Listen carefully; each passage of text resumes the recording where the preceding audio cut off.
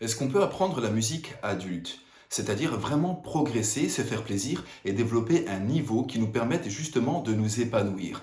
C'est une superbe question qu'énormément de musiciens se posent. En effet, il y a une idée commune qui est très répandue qui est que si on n'a pas appris la musique quand on est petit, eh bien on a raté le coche. Comme s'il existait un âge d'or de l'apprentissage et que commencer plus tard, en fait, c'est un beau rêve, mais quelque part, c'est un beau rêve qui cache une triste réalité. Souvent, on ne réfléchit pas en profondeur à ce concept. Est-ce qu'il y a vraiment un âge limite pour apprendre? Ou est-ce qu'il y a plutôt une idée reçue qui vient d'un élitisme un peu intolérant, des personnes qui divisent le monde entre les génies et les autres, des autres qui ne devraient pas apprendre la musique?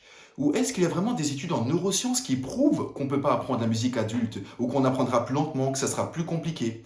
Eh bien, c'est à toutes ces questions que je vous propose de répondre dans cette vidéo grâce à des concepts de neurosciences passionnants. Profitez-en pour vous abonner à la chaîne pour louper aucun contenu et je vous dis à tout de suite.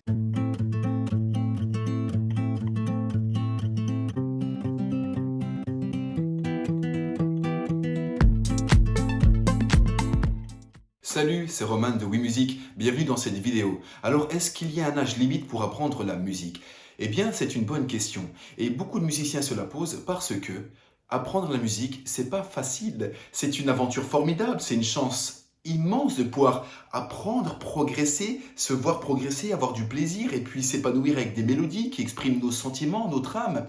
Mais c'est un vrai challenge au quotidien. Et on a beau savoir que l'apprentissage de la musique se fait dans la durée, quand vous rencontrez des difficultés jour après jour, eh bien, à un moment, votre patience et votre détermination sont mises à rude épreuve. Et fatalement, quand vous avez de nombreuses difficultés, à un moment, eh bien, vous dites, c'est peut-être parce que je suis trop vieux. Et cette histoire d'âge commence à trotter dans votre esprit parce que vous savez qu'apprendre la musique, ça prend du temps, mais vous éprouvez des difficultés et vous vous trouvez quand même fatalement lent. Alors forcément, à un moment, vous dites, mais mince, est-ce que je suis pas un peu trop lent? Est-ce que c'est normal que je sois aussi lent, que ça prenne autant de temps de développer toutes ces compétences fines dont nous avons besoin pour pouvoir faire naître de belles mélodies depuis le bout de nos doigts ou en soufflant dans un instrument? L'âge apparaît comme un coupable idéal. C'est la réponse facile qui apparaît, pouf! Bah oui, c'est parce que je suis plus âgé. Dès que vous croyez cette idée, cette croyance, cette pensée, eh bien vous allez commencer à l'entendre de plus en plus souvent et vous allez finalement croire que vous êtes limité. Alors que l'âge, eh bien comme vous allez le voir dans un instant, n'est pas un facteur qui module puissamment la vitesse d'apprentissage, votre capacité à apprendre de nouveaux gestes, ce qu'on appelle l'apprentissage moteur procédural en neurosciences, comme apprendre le piano, apprendre la guitare, apprendre n'importe quel instrument ou une chorégraphie de danse. Eh bien, c'est un apprentissage moteur, c'est le corps qui apprend, c'est des mouvements, et procédural parce que nous apprenons des procédures fines, des ensembles d'enchaînements de petits mouvements ou de grands mouvements.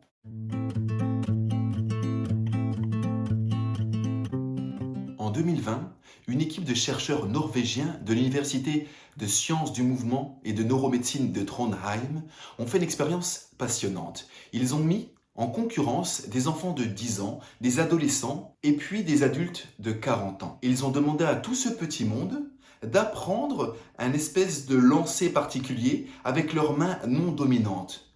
Les droitiers lançaient avec la main gauche, les gauchers lançaient avec la main droite.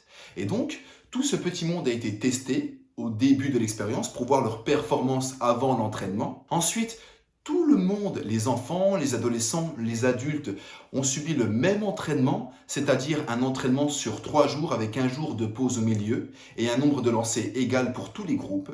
Et à la fin de l'expérience, bien entendu, les chercheurs ont refait faire un test final à l'ensemble des participants pour évaluer les progrès. Et c'est là que c'est passionnant, parce que ce que les chercheurs ont prouvé, c'est que l'âge d'or de l'apprentissage n'existe pas. En effet, les enfants et les adolescents n'ont pas intégré plus rapidement et plus précisément les mouvements que les adultes. Absolument pas. D'ailleurs, ce que les chercheurs ont démontré, c'est que les enfants n'apprenaient pas plus vite, non. Ils apprenaient aussi vite que les autres. Cependant, le niveau d'apprentissage était beaucoup plus fluctuant. Les résultats étaient moins stables et moins constants que chez les adultes. C'est absolument incroyable. En réalité, votre cerveau peut apprendre aussi vite qu'un enfant. Alors pourquoi ce mythe de l'âge d'or, du fait que lorsqu'on apprend adulte, eh bien c'est trop tard, pourquoi ce mythe perdure et existe?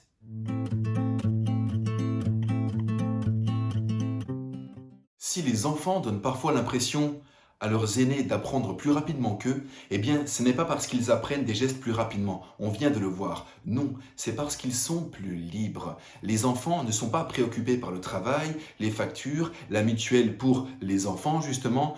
Ils ont, comme on dit, une charge mentale moins élevée. Et de plus, les enfants sont beaucoup plus investis lorsqu'ils tentent quelque chose parce que contrairement à beaucoup d'adultes, ils n'ont pas eu de nombreuses expériences d'échecs, de frustration, de honte qui les limitent et qui font que lorsqu'ils essayent de faire quelque chose, eh bien ils sont comme contraints de l'intérieur et ils tentent en réalité à moitié. Contrairement aux adultes, les enfants ont peu de passifs négatifs. Ils ont moins de phrases qui jaillissent dans leur tête qui leur disent « t'es trop vieux pour apprendre ». T'es pas assez doué, tu viens pas d'une famille de musiciens donc ça sert à rien. Non, les enfants sont là et puis ils jouent, ils essayent, ils tentent. Donc ils se donnent plus corps et âme dans chaque apprentissage et en plus ils ont une meilleure concentration. Et ça c'est extrêmement important parce que dans votre cerveau, ce qui vous permet de progresser et de développer des compétences, eh bien c'est la création de circuits neuronaux, oui, mais c'est aussi l'ajout d'une gaine graisseuse blanche autour de ces circuits neuronaux qu'on appelle myéline. Et cette gaine graisseuse est le nerf de la guerre. En effet, cette gaine graisseuse qu'on appelle myéline, la matière blanche dans votre cerveau, permet aux signaux électriques d'être beaucoup plus rapides. La vitesse de transmission des signaux électriques entre deux neurones peut être multipliée par 100. Et en plus de cela, la myéline permet un déclenchement beaucoup plus fréquent des mêmes neurones. La vitesse de déclenchement peut être multipliée par 30. Vous imaginez ? 30 fois 100, ça fait 3000.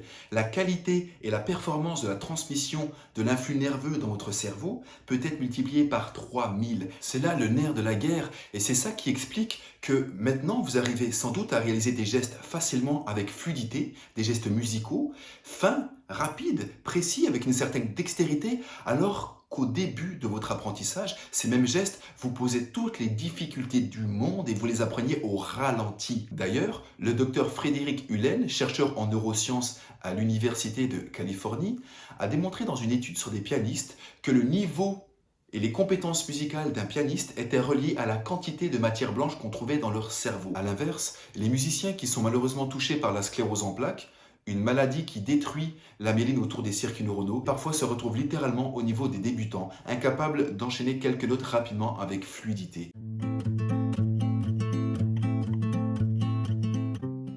Alors la concentration permet le développement de myéline, la myéline permet le développement de vos compétences, et bien sûr, pour pratiquer et développer de la myéline, eh bien il faut du temps. Et là on comprend à quel point le temps de pratique est essentiel pour le développement de vos compétences musicales. Si nous prenons deux musiciens de 50 ans et que l'un a commencé le piano à 7 ans et l'autre a commencé le piano à 45 ans, eh bien, la personne qui a commencé à 7 ans en jouant à peu près 1 heure par jour, 5 jours par semaine, ce qui est peu au final, eh bien cette personne aura pratiqué plus de 11 180 heures à l'âge de 50 ans. Alors qu'une personne qui a commencé le piano à 45 ans et qui joue elle aussi 1 heure par jour pendant 5 jours par semaine, eh bien cette personne aura à peine joué plus de 1000 heures. Ça fait une différence supérieure à 10 000 heures entre les deux musiciens. 10 000 heures qui auraient pu constamment, tranquillement permettre la construction et l'ajout de myéline sur les circuits neuronaux qui vous permettent de jouer de la musique. Ça fait une différence énorme et c'est là que se cache la différence d'expertise, la différence de niveau entre des musiciens du même âge. D'ailleurs, 10 000 heures de pratique, c'est précisément la durée que préconise l'expert en développement de la performance Anders K. Ericsson dans sa fameuse loi des 10 000 heures. Mais cette loi a été mal comprise. 10 000 heures ne suffisent pas pour devenir un expert, c'est à peine plus subtil que ça et vous pourrez découvrir toutes ces informations dans cette vidéo. Si vous avez beaucoup plus pratiqué qu'un autre musicien, c'est normal que vous ayez plus de facilité entre guillemets. Mais pour ça, bien sûr, il faut travailler correctement et être concentré. Comme l'explique le célèbre chercheur et docteur Joe Dispenza, plus vous êtes concentré, plus votre cerveau de son côté va construire l'architecture neuronale qui va supporter vos compétences musicales. D'ailleurs, pour ceux parmi vous qui souhaiteraient améliorer leur capacité de concentration pour accroître la quantité de myéline qui est ajoutée à vos circuits neuronaux lorsque vous travaillez, eh bien, dans la description en dessous de la vidéo, vous pouvez accéder à un bonus qui vous permettra de découvrir 4 habitudes subtiles qui détruisent votre concentration.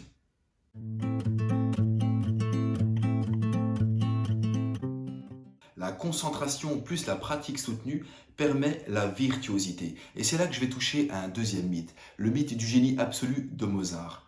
Rassurez-vous, j'admire au plus haut point Mozart comme la plupart des musiciens. Ceci étant dit, le docteur Michael Howe de l'université d'Exeter explique dans son livre Genius Explained qu'à l'âge de 6 ans, Mozart avait déjà pratiqué la musique pendant plus de 3500 heures. Avec son professeur, avec son père. C'est énorme, 3500 heures de pratique à l'âge de 6 ans. Des heures pendant lesquelles Mozart a joué du piano, pendant lesquelles il a analysé des partitions, pendant lesquelles il a commencé à composer des petits bouts de musique, pendant lesquelles on lui a fait travailler l'harmonie ou d'autres notions. Vous imaginez si vous aussi, à l'âge de 6 ans, vous aviez autant pratiqué la musique? 3600 heures, dans un monde où il n'y a ni smartphone, ni internet, ni tentation abondante, ultra tentante justement de tous les côtés. Imaginez si vous aussi, à l'âge de 6 ans, vous aviez déjà pratiqué 3600 heures intensément dans un monde où il n'y a pas grand-chose à faire d'autre que vous investir avec passion et profondément dans votre apprentissage en suivant les cours qu'on vous donne. Est-ce que vous n'auriez pas, vous aussi, étonné certains adultes avec par exemple une mémoire musicale extraordinaire si vous aviez autant pratiqué à un âge si précoce? On pourrait légitimement se demander si Mozart serait devenu un tel génie en commençant la musique à 40 ans. Je sais que Mozart est mort avant, mais la question mérite d'être posée.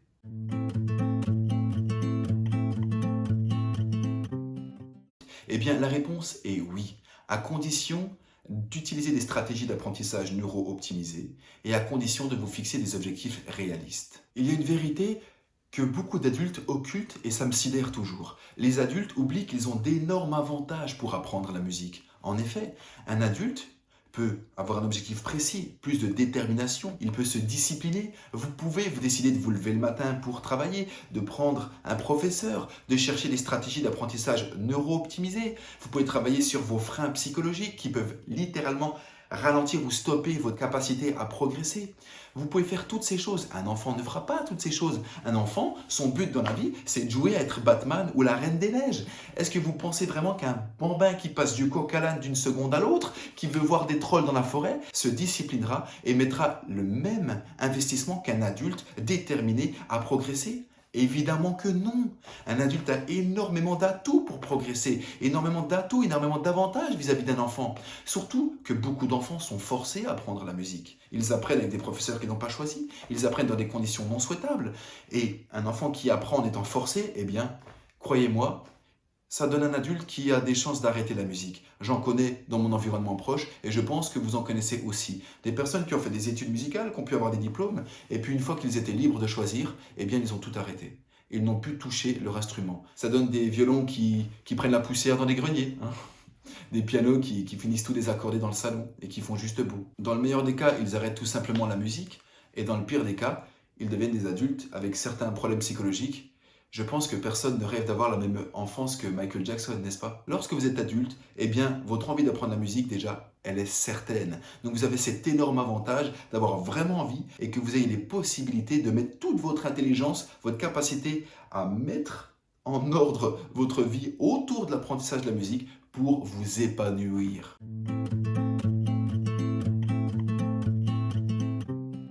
Et oui, si vous commencez la musique à 50 ans et que vous vous donnez pour objectif de devenir un concertiste international dans 4 ans, eh bien, je pense que vous vous garantissez de sérieux moments de frustration, de colère et peut-être une ou deux tendinites à la clé.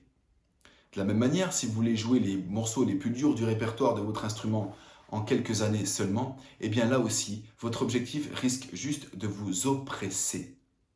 En revanche, si vous souhaitez vous faire plaisir, si vous souhaitez jouer des morceaux qui sont peut-être d'un certain niveau de difficulté, mais que en parallèle vous vous donnez 4, 5, 6 ans pour progresser, eh bien là, vous risquez d'atteindre votre objectif. Vous allez pouvoir jouer des morceaux qui aujourd'hui vous paraissent très durs, mais dans 4-5 ans, vous aurez progressé en chemin et ces morceaux vous paraîtront moins durs et vous pourrez les jouer. Et vous pourrez vous faire plaisir en jouant de la belle musique.